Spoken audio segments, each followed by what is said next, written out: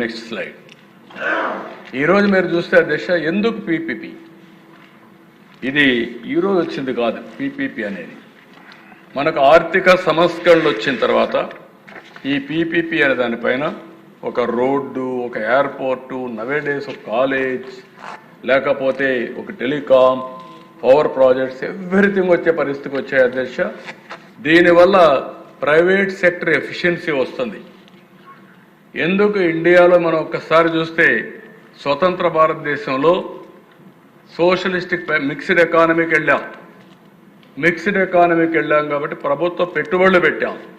పెట్టిన పెట్టుబడులు ఫలితాలు రాలేదు.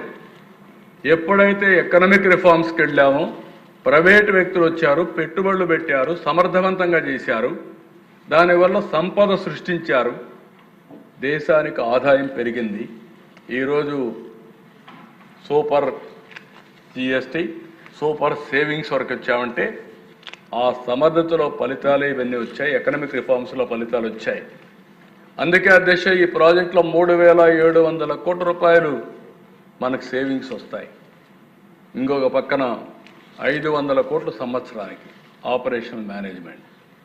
క్వాలిటీ హెల్త్ కేర్ ఇంప్రూవ్ అవుతుంది, మెడికల్ ఎడ్యుకేషన్ ఇంప్రూవ్ అవుతుంది. మనం ఒక్కరమే కాదు, దేశమంతా ఒక దారిని పోతే వీళ్ళు ఒక దారిని పోతూ ఉంటారు. ప్రధానమంత్రి కేంద్రం ఎన్నోసార్లు చెప్పారు, ఎలిమెంటరీ ఎడ్యుకేషన్ అంతా మాతృభాషలో చేయాలంటే కాదు నేను ఇంగ్లీష్లో చేపిస్తానని అటు కాకుండా ఇటు కాకుండా పిల్లల్ని క్వాలిటీ మొత్తం ఇది చేశాడు. ఆ డీటెయిల్స్ మీరు ఒకసారి చూస్తే ప్రైమరీ ఎడ్యుకేషన్ మొత్తం క్వాలిటీ సర్వనాశనం అయింది. 14-19లో బెస్ట్ క్వాలిటీ ఎడ్యుకేషన్ ఉండే రాష్ట్రం ఇటీవల కాలంలో అన్ని స్టాండర్డ్స్ కిందన పడిపోయే పరిస్థితికి వచ్చాయి. ఒకటి కాదు అధ్యక్ష, అన్ని డిపార్ట్మెంట్స్ని విధ్వంసం చేశారు. ఆ విధ్వంసాన్ని కరెక్ట్ చేయడానికి మనకు చాలా టైం పడతా ఉంది. అనుభవం ఉంది కానీ చేశాం, కానీ అనుభవం లేకపోతే మాత్రం పిచ్చిబట్టి పారిపోయేవాళ్ళు అధ్యక్ష. ఈ రాష్ట్రంలో ఇంతవరకు ఏ ప్రోగ్రామ్ ఇచ్చేవాళ్ళు కాదు.